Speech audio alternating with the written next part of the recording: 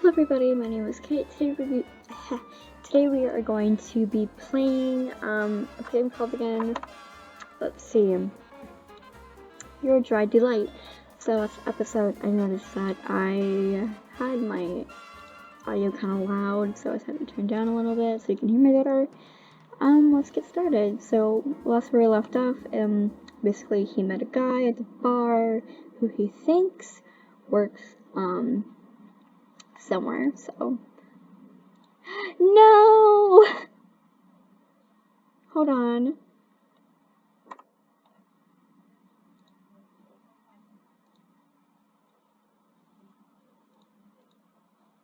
Hold on, I gotta start from this load. Ugh. Okay, there we go. The laughter of children on their way to school. The blinding sun. Why is our office so goddamn bright? Ow, my head. The things I do for this job, I swear. As I sit in my chair, sipping my morning coffee, trying to ignore this horrible hangover, my eyes drift up to the clock. Leslie's even later than normal. I hope nothing's wrong. If he doesn't come in soon, maybe I should just leave a note and go nap in my car.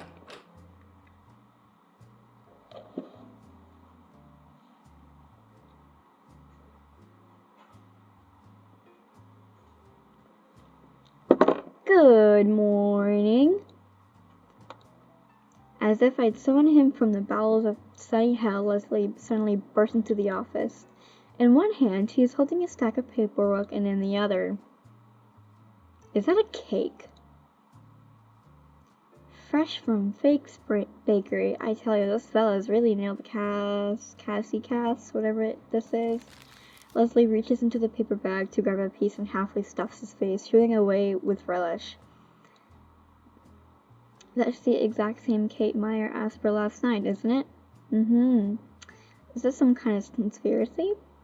Is every man in Cleveland eating these cakes except me? Oh? Pausing, Leslie leans to peer at my face, frowning gently. You look a little under the weather, Richter. Your hair's all messy too, and I haven't even got my hands on it yet. Wait, don't tell me. No, you're not hungover, are you? Richter, you naughty boy. Listen, boss, can we just go over our reports? Changing the subjects, I see. Absolutely shameless. Leslie, who seems to think my hangover is the funniest thing in the world, chuckles all the way over to his office chair. Yeah, laugh it out of your system while I sit here hoping for a spontaneous eclipse. I'll let you start off then, my little partying partner. What did you find out last night between shots, that is? Well, from what I heard, it sounds like the Italians aren't running the speakeasy or even most of the liquor business. If I had to guess, it's either a big street gang or the Jewish mafia. The Jewish mafia? It's true. They've been growing in size around here lately, or so I've heard. What makes you think it's them, though? I heard a couple fellas talk about the Italian mafia as a competition, so it can't be them. After that, the man I drank with, he was Jewish, and I have a pretty strong feeling he's some kind of mobster. Oh, tell me more. Perking up curiously, Leslie props his chin on his hands and leans forward to gaze at me from across his desk. He's got a bit of whipped cream on the corner of his mouth, but I pretend not to notice. Guy said his name was Meyer, for starters. He was well-dressed, a little too confident, and... Should I tell Leslie about the flirting? I mean, he really doesn't need to know, and I'd like to sort of enjoy the memory without being scolded, but... And... Oh, crap. I have to... He flirted with me. Or he may have been flirting with me. He what? He raises his voice incredulously, jaw-dropping. Well, it could have been that I just misread things, but... The nerve! Unacceptable! Leslie pushes himself out of his chair and begins to pace around the office. I can't tell if he's genuinely angry or just fussing like he normally does. How dare he How dare he flirt with my junior partner? Are you sure? Just your junior partner? Really, that's the issue you have with it? Poor small defenseless little Richter at the mercy of some cruel gangster. If only I'd been there. I'm bigger than you, boss. Miss Meyer had better watch out, mark my word. Boss! He freezes when I call him out in frustration. Well, when he gives me that innocent, did I do something wrong expression, I can't really stay annoyed, can I? Would you just please sit down so I can finish my report? Oh, you weren't finished? Sorry about that. Sheepishly clearing his throat, Leslie sinks back into his chair and asks for me to continue. Meyer offered me a deal for information. A deal? You're serious? I nod, barely resisting the urge to rub my forehead. Details on the mob in exchange for... This is so ridiculous. I can barely say it out loud. In exchange for cake. Oh, come off it, Richter. Tell me what he actually wanted. I know you're trying to get revenge for me teasing you, but I'm being serious. He actually wanted a cake. Putting up the paper bag that holds Leslie's half-eaten breakfast, I put the thread face I can manage. It's from the neighborhood around Little Italy, right? Obviously that plane's owned by Italian gangs, so he can't get too close, but as for why he wants one, I got no clue. Boss, maybe a kid at home who likes some sweet tooth forbidden fruit. It reeks of a setup, Richter. Isn't that obvious? Leslie wrinkles his nose, about the reaction I expected, and really not an unfair one either. I've thought about that, believe me. But if it was a setup, why would he invite me back? Wouldn't it be easy for me to get rid of me right there? He could have made his offer sound more serious, too. Anyone with half a brain would be suspicious. That's true, I suppose. I still don't like it, though, not one bit. He lets out a heavy sigh, sticking a hand into the bag with his cake and tearing off a piece to idly munch on. Well, while you were having the time of your life last night, I was chatting with Mr. FBI. Apparently, one of the city's politicians is hosting a big party at the hotel tonight. Thanks to our contact, I've got some passes inside. Do you know what's going to be at the party? My dear Richter? A lot of liquor. Hell of a lot of liquor. Probably provided by the main source in Cleveland. Leslie and I exchanged knowing looks. I can already see what he's getting at. So he wants to scope it out for information. It's a good bet, and a safe one. When folks get drunk, there's no telling what kind of juicy information we'll get out of them. If we're lucky, some of it might even be related to our case. I wouldn't count on it. We snicker in a line of work. Both of us have seen a fair share of these frisky orgies. I think you should come to the party with me tonight. With your smarts and my good looks, we're bound to find something out. And if you want my honest opinion... Leslie looks softly silent for a moment, then a more serious look darkens his brows. I think this redendus, that to speak, is a little too risky. Even if Meyer doesn't mean you any harm, the other mob types around here might not feel the same way. But I also don't think you're good enough to walk into a death trap. Gee, thanks, boss.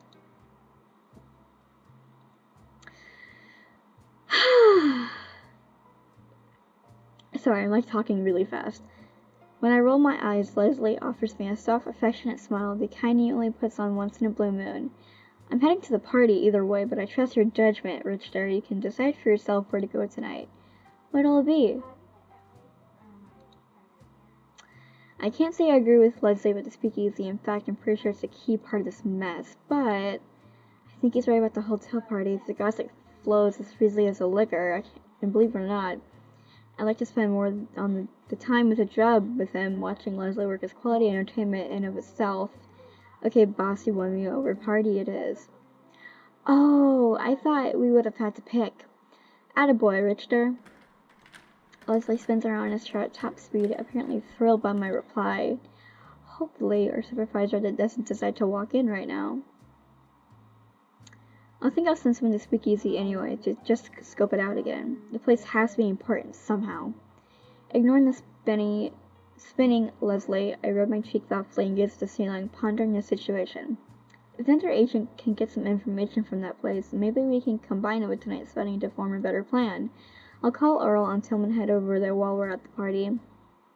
Well, good thing there's plenty of paperwork to keep us busy for the rest of the day. A whole stack of reports arrived this morning. Actually, I was getting worried when you came in so late that I have to do it all by myself.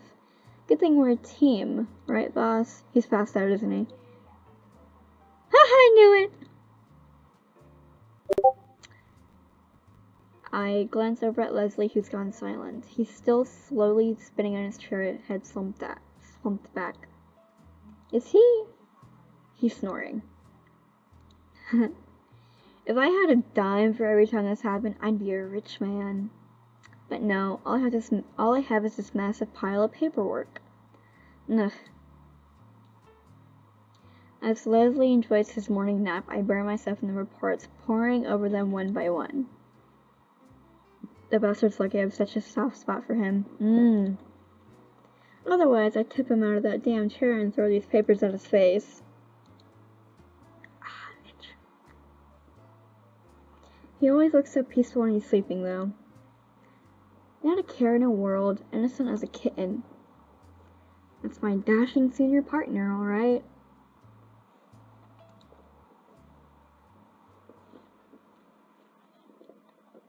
As evening finally rolls around, I manage to finish up the paperwork. Leslie woke up in time to help me with the last third, and we head out to the party.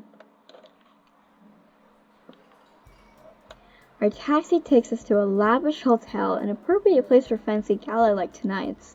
When we get to the crowded parlor, Leslie and I decide to split up, so I'm left alone with a smattering of chatty guests dressed to the nines. I wander around for a while, trying to keep my distance while attempting to spot anyone of note, but it's too crowded for my strategy to work. I'm going to have to get into the thick of it, aren't I? Working at these events is always a nightmare. I would say eavesdrop on the politicians. Finally, I noticed a couple of familiar faces in one corner of the room, faces who were plastered all over the town when they were running for election. Try not to attract too much attention. I shuffle towards the pair, trying to overhear their discussion. You know how much dough I got from that guy, Gordon? $5 grand? No, higher. I don't know. 10? 15 grand, Gordy, old boy. All I gotta do is pretend they don't exist. Where do I sign up? That's a good vacation right there, huh? If there's anything Evolved has shown me, it's how two-faced politicians are. Even the people who say they believe in the I can't pronounce it. Oh, I didn't mean to do that. Oops. It's one big lie that we all pretend is real, just like Santa Claus or the Easter Bunny, only for adults. Saying to myself, I turn around and start scoping out a more promising of group to join.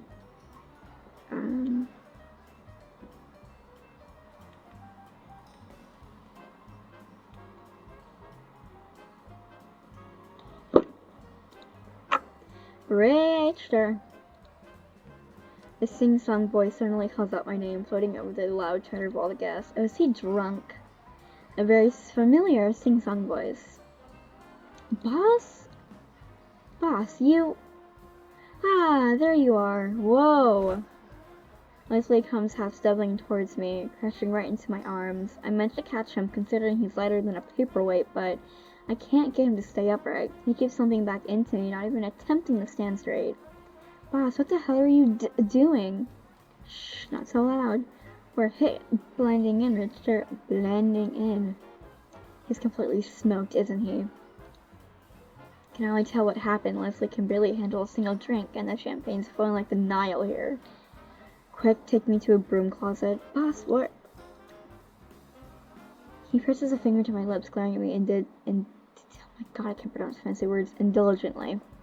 I found some things out, important things, but we need privacy, and I can put my feet up. I don't know if I should be impressed or concerned that he got so drunk so quickly. It's like I can really drag him home in this state, can't I? What am I gonna do with you? Muttering to myself in disbelief, I help Leslie down the hall away from the rest of the party. Luckily, it seems the hotel staff planned ahead a number of doors that are unlocked and open. For situations like this one, no doubt.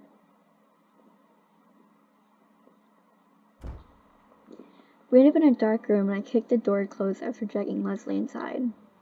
Your broom closet, you're off your rocker, boss.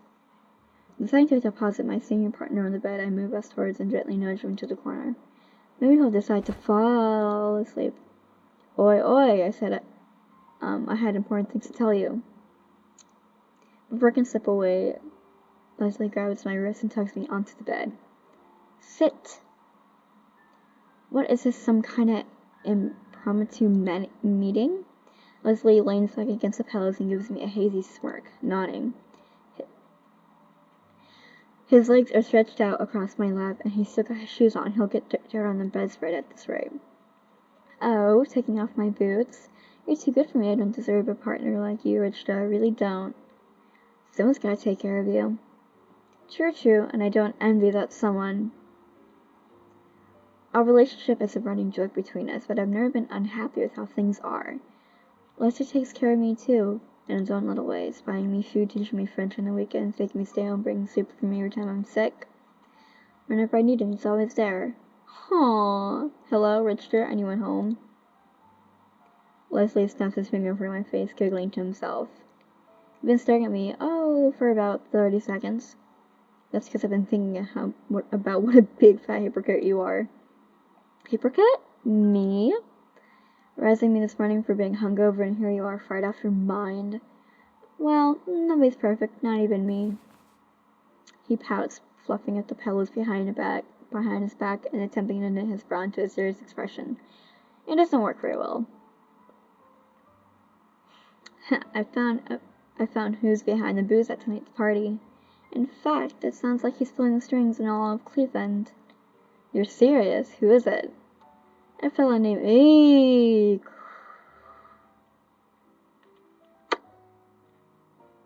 Uh-oh.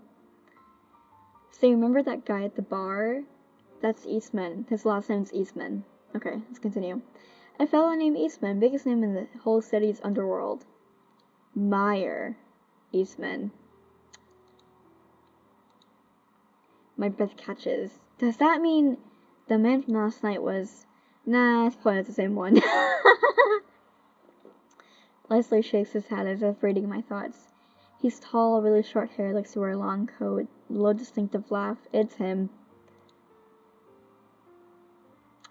We stared at each other for several seconds, unsure to make of this revelation.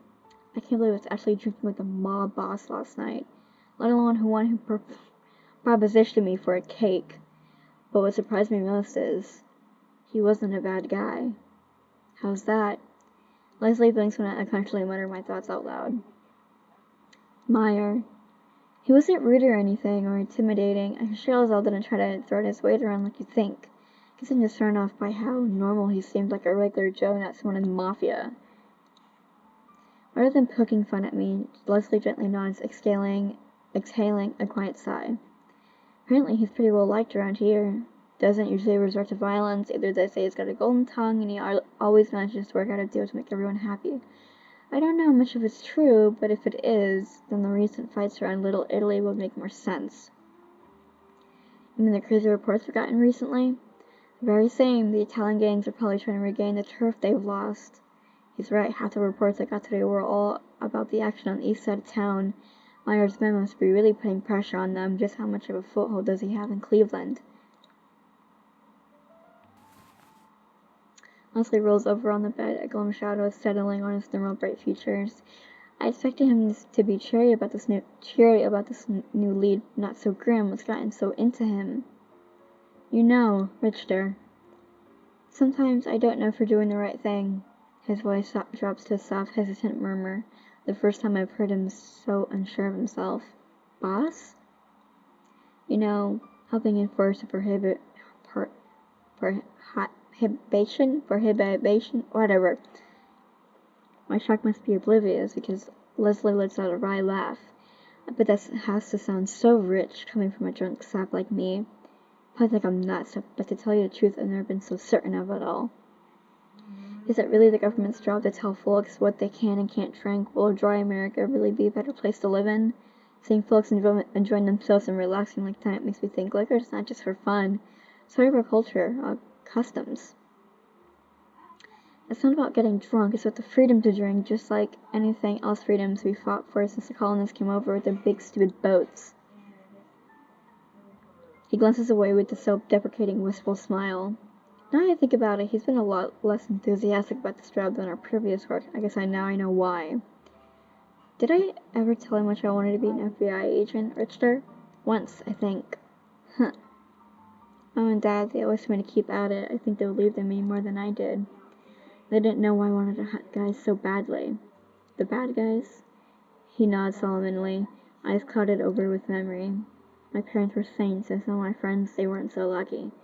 The few mothers or fathers who'd taken to the bottle, and well, the ones who didn't have Martin's body and had them in their minds, it crushed me. Seeing it happen to people I cared for, being so powerless to stop it. That's why when Volstead Act rolled out, I was all for it. Surely it's stopped the same thing from happening to other kids. Leslie slowly trails off. Our gazes meet for a long, somber moment. But I guess I'm starting to grow up now. I know people always find other things to abuse, something like liquor, something so core to society, you can't ever really get rid of it. So should we really be the ones helping to take it away? Away from the people who drink for fun over dinner to celebrate because they damn well please? The soldiers who lost arms, leg fighting in the world but come home to hear they can't even enjoy a shot of bourbon? I just don't know. He lets out another sigh, this one deep in trouble. His eyes shut tight, almost like he's trying to fall asleep again. You're not crazy, boss.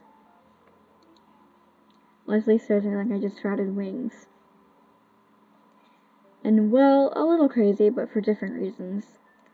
But what you said, though, the more I think about it, it's hard for me to argue. I hesitate for a moment.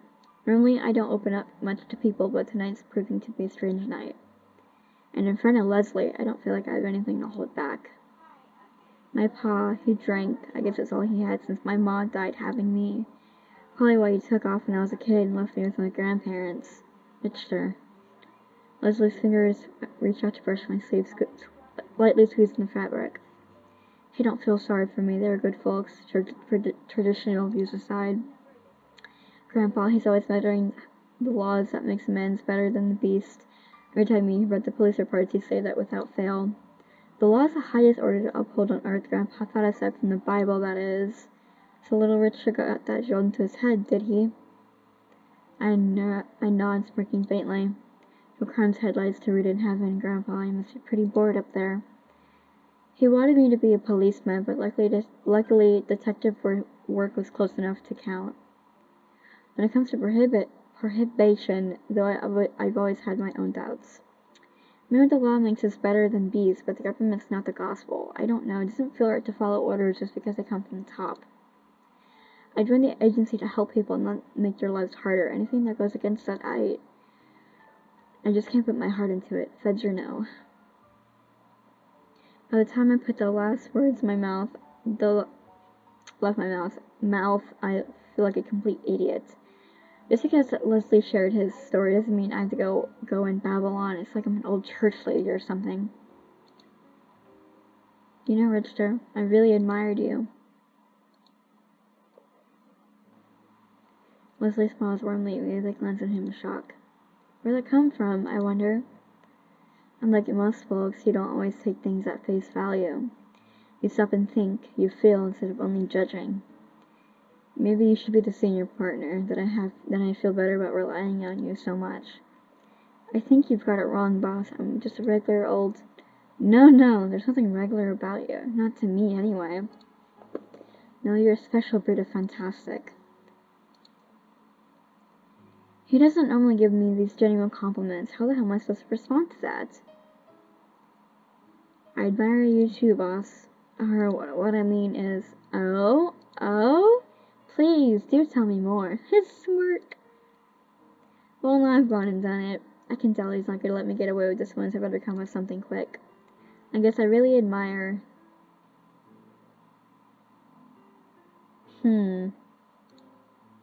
How adorable you can be sometimes. Sleeping, spinning in chairs, stuffing your face with cake. Christ. Did those words actually just come out of my mouth? Well, I chose it, so. I haven't even had a single drink tonight. There's no excuse for it. None at all. God rest my soul. Oh, so you finally noticed. It's that time I was trying Jurassic measures to get your attention. Jurassic measure. They're not important right now, since apparently won over you after all. He cackles, obviously pleased with himself. This is why I shouldn't give compliments. Oi, Richard. Leslie's tone suddenly turned serious again. Almost too serious. Now that we've poured our hearts to each other, I need to tell you something important. It's that. Almost gonna below it. It's a secret. Lean down. He patiently beckons me closer. Curious, I scoot towards the head of the bed, leaning in to listen. I'm not sure I could possibly be so. A hand grabs back my hair and pulls me down. The next thing I know.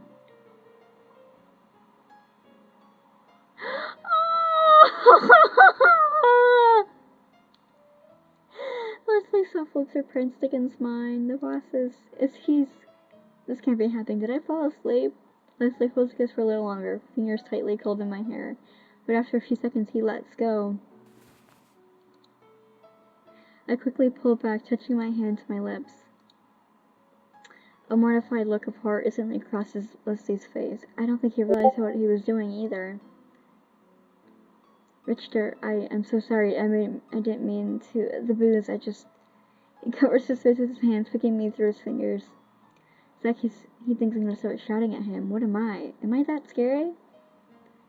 One kiss doesn't hurt anybody, does it? After a moment of hesitation, I lean closer to Leslie, gently pulling his hands away from his face. He's so wide-eyed and embarrassed. I better save this look because he doesn't do this often. Just between you and me, boss. Been wanting to do this for a long time.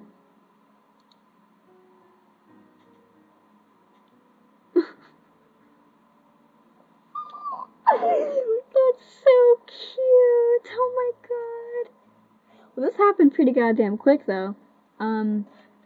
This time I'm the one who kisses Leslie, pressing him to the bed. He lifts his back to my hair, fingers grabbing and pulling a lot rougher than his normal ruffles, that's for sure. He lets out a soft whimper when I nip and suckle his bottom lip, playfully tugging at with my teeth. We share a string of light kisses, but I can't help myself from teasing my tongue into his mouth, sipping his little meals of delight.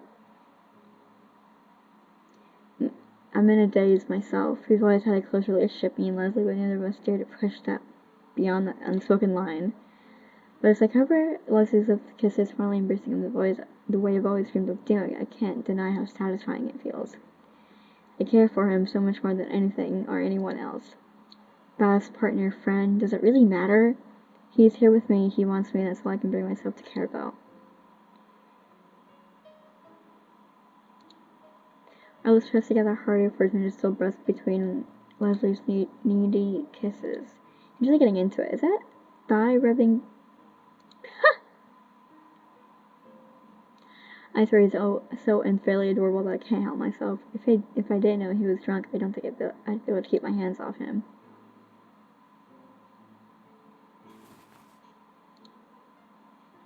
Finally, I drop back just enough to suck in so much needed air. Leslie nuzzles against my ear, murmuring softly against it. Hope I won't forget this in the morning, but if I do, you have my permission to remind me. Yeah, sure. The full extent of what we suddenly did hits me like a frying pan in the face. Pillow drinking upright, letting out a cough in my head, awkwardly to one side. Work's gonna be sure interesting tomorrow, eh? How the hell are we gonna resume our normal business after this? Sure if I didn't just make the dumbest mistake of my life.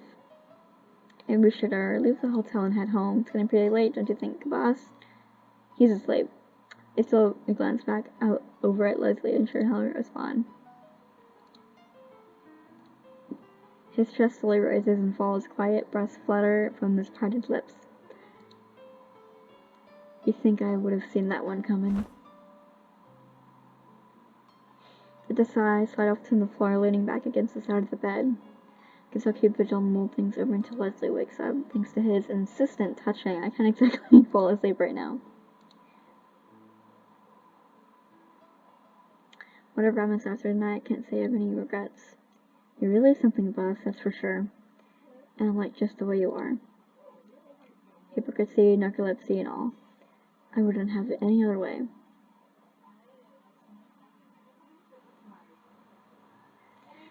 Okay, so I'm gonna end this episode here.